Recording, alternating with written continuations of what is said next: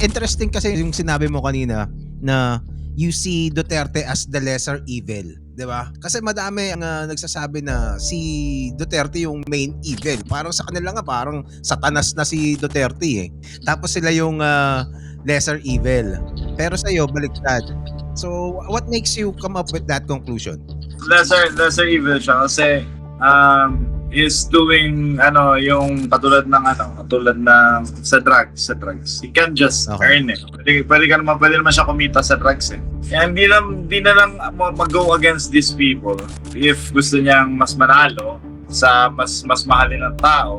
Then, but hindi na siya mag-go sa gusto ng mga tao. Ang gusto nila marinig. So, tigil niya na yung way niya magsalita. Always ka lang go with the flow kung anong gusto ng mga tao sa internet, social media.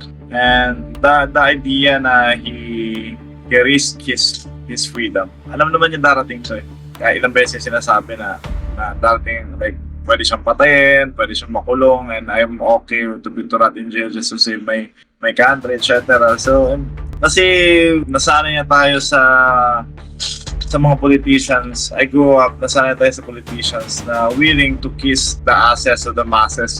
Just, they're willing to pretend na ganito ganyan. Then there's this guy who's willing to show different, yung kung sino talaga siya, and kung ano talagang goal niya sa Pilipinas, na gusto niya malinis ang kriminalidad sa Pilipinas, gusto niya yung mga tao sa mga law-abiding citizens will not fear paglalabas sila ng araw sa labas, and ang mga criminal matakot, etc. Sa tingin ko, he is the lesser evil. Kasi plus, yung sa terrorism, he fought terrorism. Pinahila niya ng CNPA in his time. Kung hindi si Duterte, yung panahon na umatake ang ISIS sa Marawi, baka Islamic Caliphate na Marawi ngayon. So he did a lot of good things sa panahon na leader siya. And marami din tayong mga dinadaanan ngayon na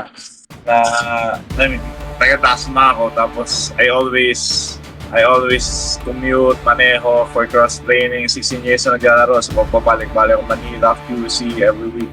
So nakita ko yung pinagkaiba na-appreciate ko yung pinagkaiba ng Mability Street Project niya, etc.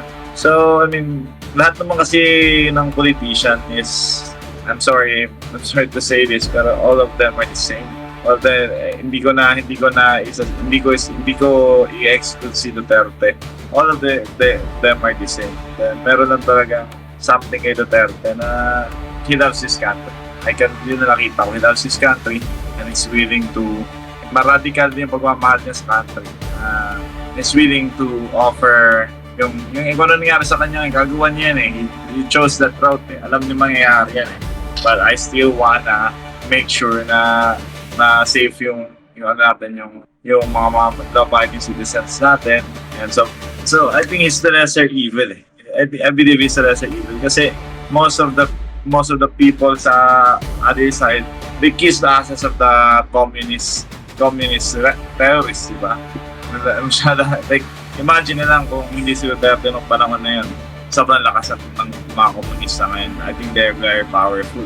Kawawa yung mga sandatahang lakas. Sandatahang lakas natin is sobrang thankful nung tumungtong si Digong, di ba? Kasi he supported the AFP, halos sinobla niya yung sahod. All of them are evil, pero I call Duterte as a lesser evil kasi he really loves his country. He loves his country, and kung ano man nangyari ng panahon niya at kung ano nangyari sa kanya ngayon is pinili niya yung route na yan kasi he loves the country. So I think lesser evil siya. Kasi lahat mas na masama nagkataon lang talagang etong taong to is radical nationalistic siya.